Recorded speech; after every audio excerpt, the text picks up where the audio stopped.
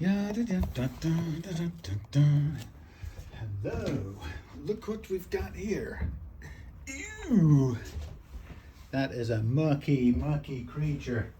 So, we don't mind, we don't care. Let's see what we've got there.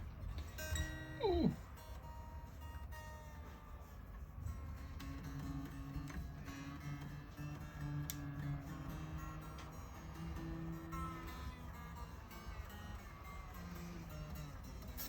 Yeah.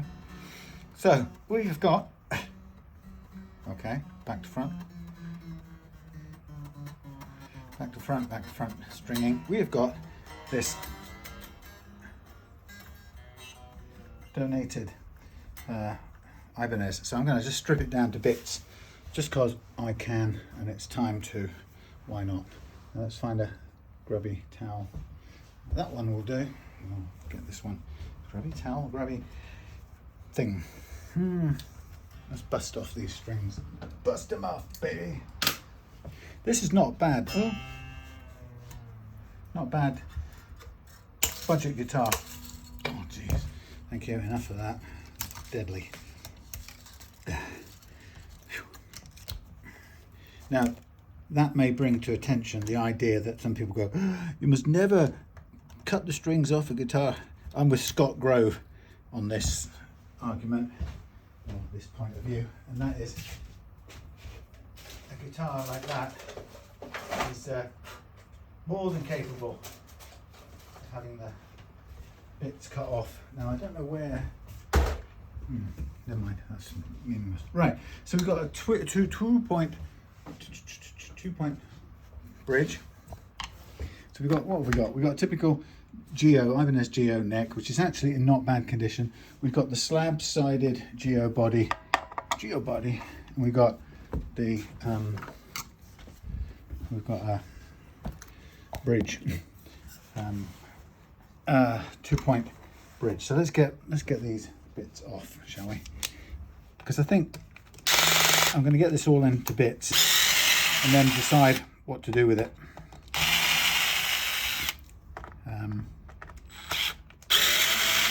Put it in its own box of parts for a minute.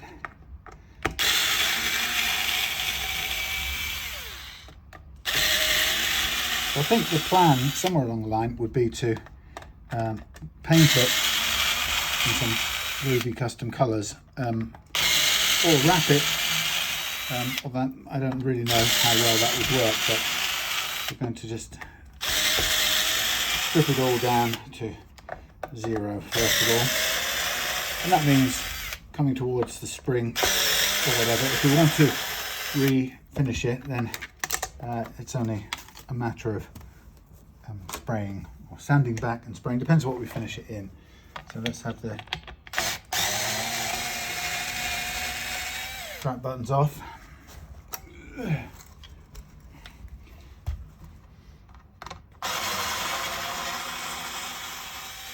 Nothing at all bad about these here Ibanesians.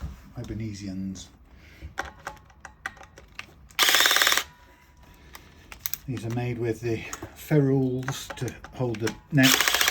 Holy Moses, this is being done up with some major force.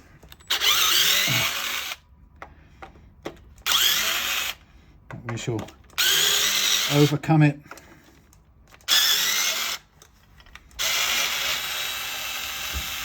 There's probably shorter and longer ones here. Oh, I don't know though. Maybe not.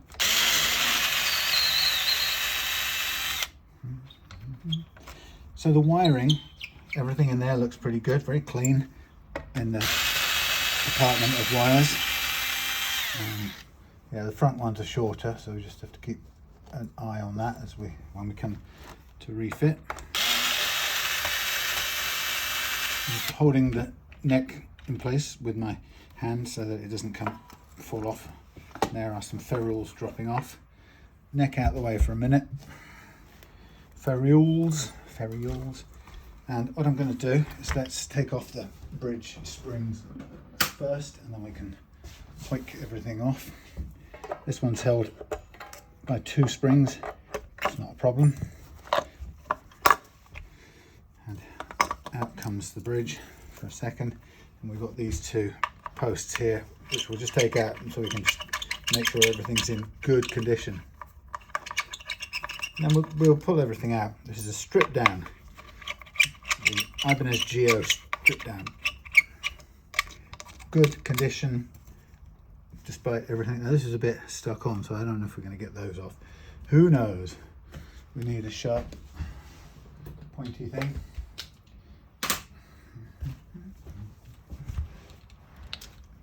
So just looking at it, the 2-point posts, the 2-point tremolo posts, look in good condition. Let's not do that first. Let's separate it. So this is a very simple, believe it or not, a simple wiring. It's a strat type wiring, HSH. Nothing fancy going on in it, and it's one of those things that we could leave there as is, but I would, if this is going to be a bit of a special guitar, then I would rather we did something, you know, we bling it up a little bit in terms of functionality. So I think we should just get everything out for the time being, and then we've got the options. On this is a Gio. It's the kind of lowest price line of the Ibanez range, and even that's got shielding paint in the cavity, so it's pretty good. So amazing how an electric guitar strips down very quickly to its component parts, like so. And the ground wire coming through there. I think if we can get these, oh god, knobs off. Gee whiz. I don't think anything else is going to get them off. I haven't got the strength. No.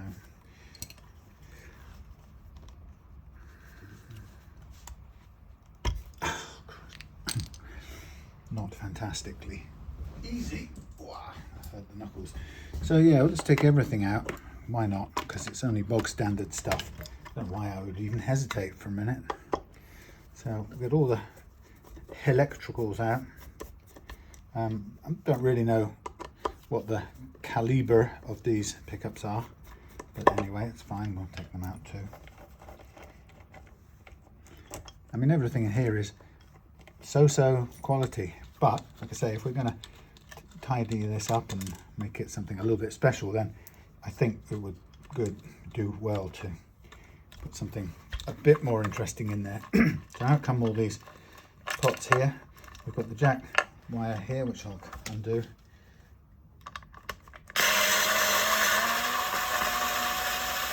And obviously it was missing stuff, but like parts of the bridge. But generally speaking, it's in good nick. Those are long screws for this jack. There we go. So up comes the jack. Maybe, maybe not. Maybe it doesn't come all the way through there. Let's have ye out this way. Let's snip ye off.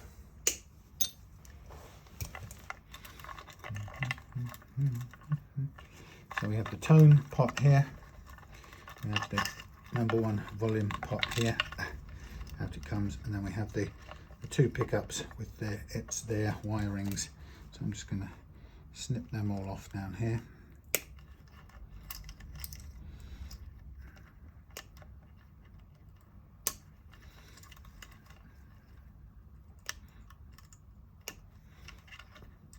And this one, what's this one? Where's that going? Oh, it's the middle pickup. Of course. Chuck out those washers and everything else, nearly everything else, ready to come out. So middle pickups, single coil. These two are humbuckers.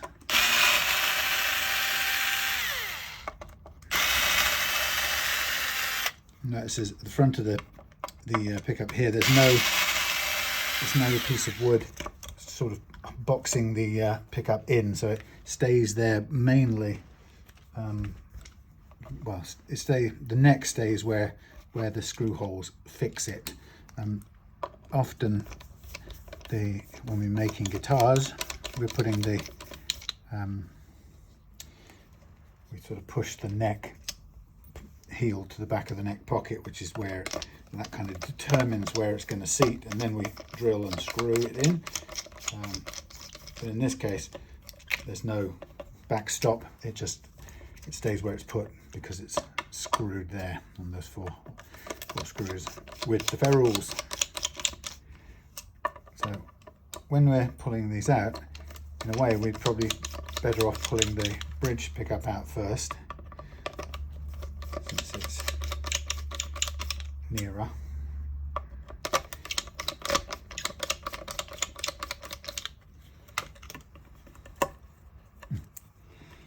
There we go, out it comes. And I'm going to just write a B on it in case I forget. And then we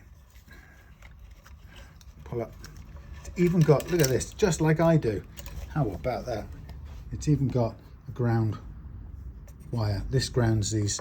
Oh, this grounds the single coil one, so it doesn't have shielding in. That's okay, because there's no coil splitting. So it just has that one grounded and a jumper wire to ground it. I think that's really cool. Because it's what I do. And there we are. All right, neck on the back of here. Neck.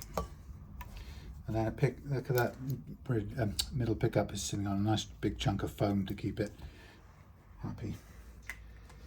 And then we're going to take off this grounding wire, if we can reach it. I think we should be able to.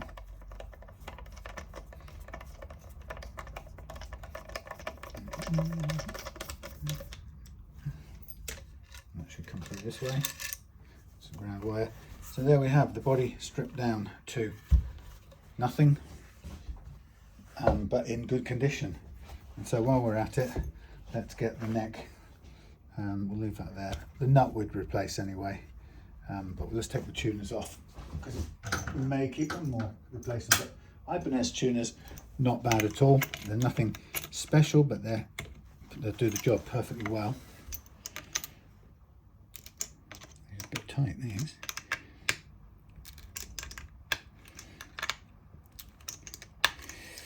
Right. Bit of string in there. No.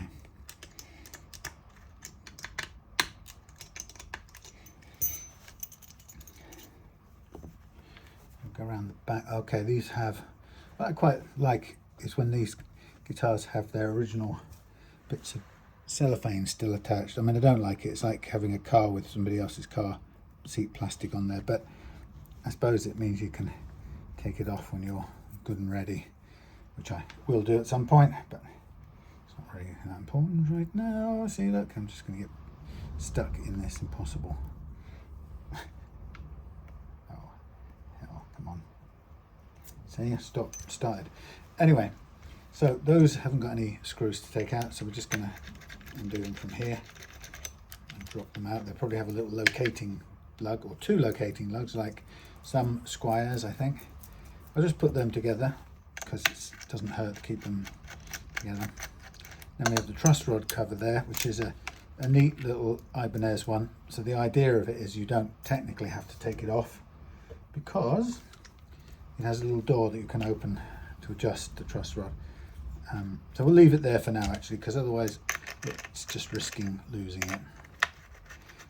So this is the whole business of the entire guitar. The bridge obviously is missing 3 saddles. You might be able to find them somewhere, but to be honest, the amount of time and effort it would take to find them would probably, or cost, would probably not be worth it. So it may possibly be worth looking for a replacement type of bridge. Some Wilkinson thing that might even do it. It won't look the same, but there's no reason why this has to even really end up looking like an Ibanez, apart from the fact that it's got a headstock that looks like one, but even that is up for grabs if we wanted to. The pickups on this are 3-wire pickups, which I think that might just be coil splittable if they've joined the 2 down here rather than brought them out of the brands, the two wires come out so that you can deal with them independently. Otherwise, if you don't have them available independently, those wires are, if they were together, you could split them because you only need to ground the pair, so you don't need to see both sides as long as they're joined. But if you want to do anything else like series parallel switching or any of that sort of stuff, you wouldn't be able to do it with those pickups. But anyway, I guess the idea would be to consider a change of pickups along the way, so I won't worry too much about them. That actually looks fairly clean. There's one dent in the wood over there, but even that doesn't look that bad. Just get any immediate grime off there. Flat radius on these types of necks, so they're not curved like a vintage Strat or anything like that, so it's a particular feel to it. But then again, if you refret something like this, there's no reason why it can't be. I think this might be nicotine coming off there. Yeah, no reason why we couldn't re-radius it and redo it as a rounder, older style, more vintage style, but technically it doesn't suit the body, which is sort of modern super Strat type of thing. So I'm just doing this to get off the major grime, so we're working with cleanish body for the time being, but you can see it's a load of goo coming off there. It is pretty filthy after many years of use, and that's going to end up with this rag being chucked away. But it's a nice, not a bad finish, apart from the fact it's got a couple of big dings in it. So if I were going to top this up any, it would benefit from having those filled and then the whole lot sprayed over, and there's no reason why we couldn't do that. Give it some a fabulous new colour, custom colour. Could be for the purposes that this thing may be getting used, which is a competition prize, or a part of a competition prize for a motor racing event. It could have, custom racing colours, or it could have a car style colour scheme. Who knows? Anything's possible. Or it could be wrapped, like I mentioned before. We shall see. Okay. So even this isn't particularly clean yet, and you can see a ton of what looks like nicotine coming off. Wow, that's come off. And if we were going to reuse that, which isn't a bad front finish, if you see overall, that is it's reasonably conditioned. There's a big ding on the edge there, and a couple on the back there, in the light. Just you can see that there.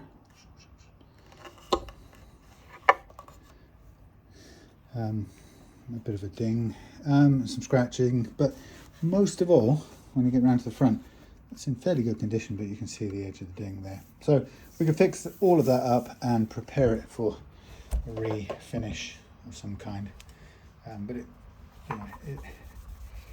it's not simple to refinish something like that, but it's actually not that difficult if you've got an idea of what you're going to do and you've got the weather behind you to some degree, because in the spring and summer it will be much easier.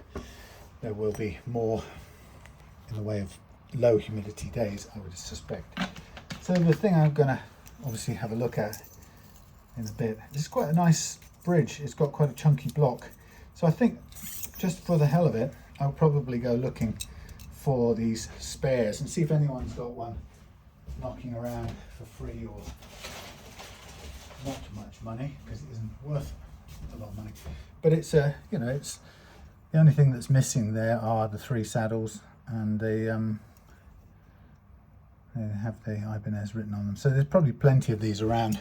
They're not exotic, but they are fairly well made, so there's no reason not to use it. But the alternative would be, if I can't find replacements for these are only styled to look like they're more exotic Floyd Rose things. They're limited in that they don't have any up and down movement. They're fixed in a radius there, and the idea is that's all you've got for the up and down, and you do the up and down on the posts, which is fine. So if I find these, that's great. If I find something else, that's great too. And if I don't find anything, we'll look for another bridge. And what I can do for fun, for the giggles, is if I take this home now, I can, and I'll take my measuring thing. I need one of these. I'm going to get one of these for home. I'm constantly taking that one backwards and forwards. If I do some measuring and stuff, I might find something that works just as well. There's no tremolo on, but I have a feeling this might even be a push-in arm, which I probably haven't got one left anyway, but if it was a push-in arm, if it was, there isn't one. The push-in arm would be great because there's a little key in here that you can lock it in with. It may well not work if it's not the proper arm, but let's have a look. Well, actually, that isn't bad. That's a screw-in arm, but it's locked in with a little grub screw, so I mean, it's not perfect, and you can pull it out, but you could probably make something like that work if you were desperate. I'm not saying we are, but anyway, you never know. I might find another bridge just knocking about somewhere. Somebody's put some tape on here to try and stop it rattling on whatever other bridge it was used in. I've got a few spares, but come on, I'm getting bits of plastic stuck to me.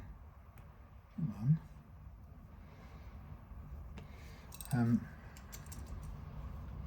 Yeah, I mean, if you go all the way down there, it's not quite like it's meant to be, but to be honest, that would play until it got loose and then it would fall out, but it's not bad for a start. So it's a bit too dependent on that little grub screw, which is usually very fragile, so not the best idea to depend all on that. All depend on that. I need a box now.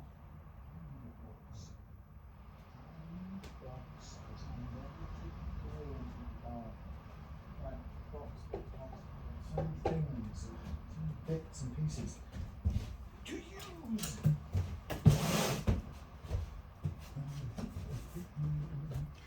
Okay, I think that'll be it for now.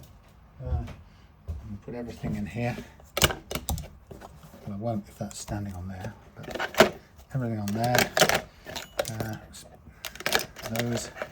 I'll put some of these in little bags, I think, just so that they're not whizzing around, getting lost everywhere. So, tuners.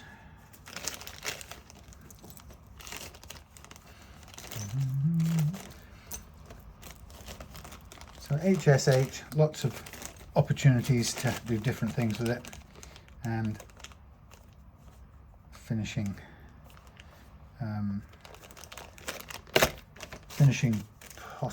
possibilities too. Yeah, I think it'd be nice to fill up those dings. Not quite sure what the best stuff to fill them is, but there are loads of different types of things you can use. Car body filler probably. Don't know really. Going to do a bit of research. So all the little fiddly spare bits, including the knobs, strap buttons, old jack, which should go in the bin really, because I'll never reuse that. Probably won't reuse any of this either, but it's always worth just starting out with everything you had to begin with, in case you find yourself really unable to replace a certain bit. Then you could potentially grudgingly reuse one of the original bits, even though you're desperately trying to make it all brand new and sparkly. Okay, so there's all the bits, and that's the only bit outstanding now is the neck, body and the bridge, which I'm going to play with. Okay, cool. And there it is in bits, dismantled. So I will see you later.